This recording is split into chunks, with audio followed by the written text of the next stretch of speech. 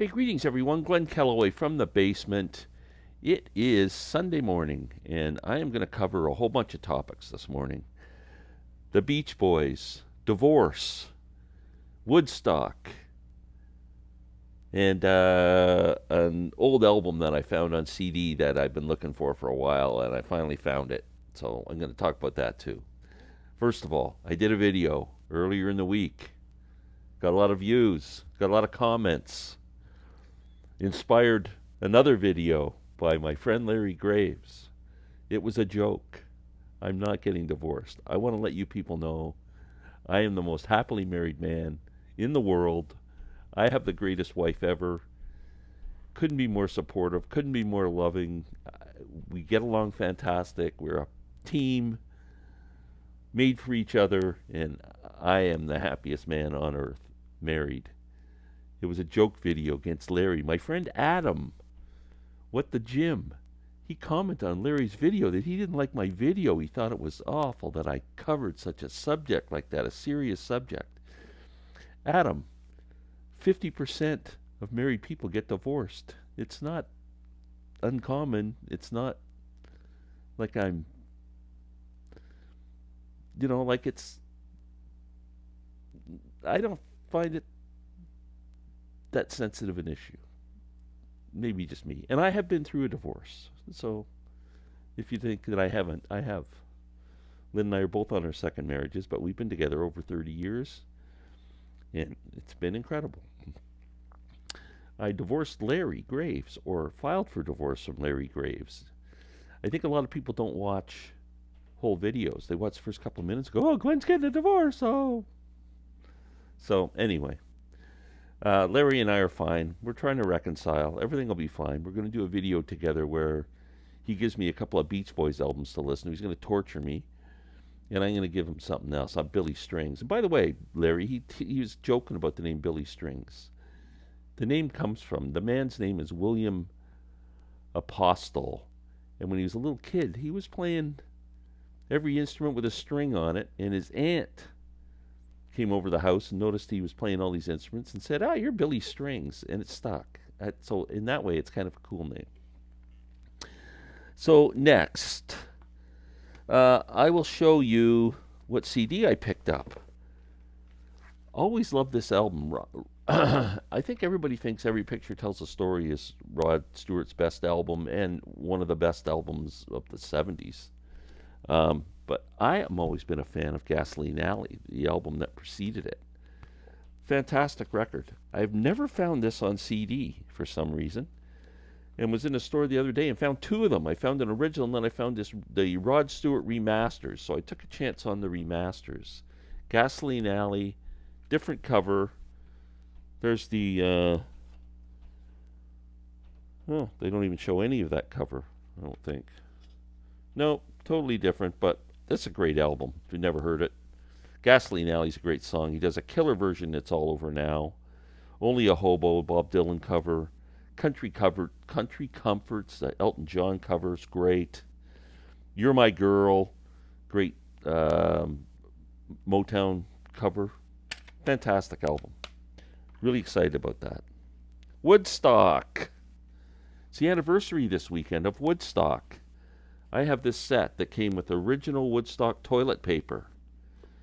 It's a collector's item. This is a 10 CD set of every artist that played. There's 3 tracks from every artist that played at Woodstock. There was a humongous box set that came out that has every minute of the festival. You get all the announcements. Now, I couldn't sit and listen to the announcements over and over again, and I don't know. But this is just perfect. Great set. I love it. I'll turn it right side up so you can see it. If you've never seen this, you want to get your hands on it. There's the blurby thing that always comes with these things. It tells you who's on each disc, and starts right with Richie Havens, right up to Jimmy, and all 3 days. Great stuff on here. There's some stuff from bands I like, performances I never heard from people like Tim Hardin and guys like that. It's awesome. the CDs are housed like that, and there's 10 of them. So excellent set. Woodstock. My the thing I remember most about Woodstock is going to see Blind Faith in Toronto at the end of July, and on the way out of Varsity Stadium where the concert was, they were handing out flyers for a festival. And who knew the name Woodstock or anything? Pay attention to that, but the list of artists, you're going, wow, Janis Joplin, Jimi Hendrix, The Who. Like, you're just thinking, man, this is incredible. Would I ever love to go? And I was 16 years old, so I was a bit too young to be hitchhiking to the States. If I were a couple of years older, I probably would have been at Woodstock. But anyway, that's my first memory of it. And then getting I wish I still had that flyer, because I had it at home. And I remember when the festival was going on and it was making big news, I'm going, man, that's that flyer that I have. But yeah, so anyway, cool. Woodstock. Now, the Beach Boys. There's a thing going around here that the Beach Boys are the American Beatles. I've never heard anything so stupid come out of anyone's mouth in my life. I apologize if I'm offending anyone here. That's impossible. First of all, the Beatles have no equal. Secondly, the Beatles inspired. How many musicians have you heard in interviews going, I saw the Beatles on Ed Sullivan and picked up a guitar, from Tom Petty to Bruce Springsteen to, I'm forgetting them all, a million of them they inspired. They continue to inspire people. Have you ever heard one interview with one person, one musician, say, oh, as soon as I heard it helped me, Rhonda, I ran to the music store and bought a guitar? No, it didn't happen. You know what they did? They went surfing. That's what they did. That's what people listen to the Beach Boys. They went surfing. They took their girls out on dates in their little deuce coupes, and they went to the beach. And it's the dumbest premise in the world. There's no such thing as an equal to the Beatles in any country.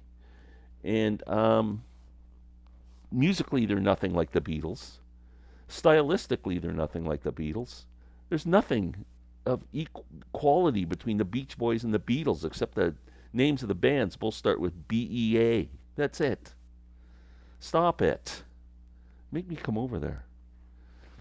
Anyway, I don't get this Beach Boys thing. I just don't get it. I'm going to suffer through 3 listens of a couple of albums with Larry just to get them off my back. And even if I like them, I'm just not interested. They don't appeal to me. I just don't get it. I'm sorry. I don't get it. It's maybe my age, when I grew up. That's fine. I'm a crusty old bastard who's not going to change. But it isn't happening for me. Sorry. So Larry, I'm looking forward to the exchange. And yeah, I'm just going to leave on a grumpy note. Ugh. Get off my lawn.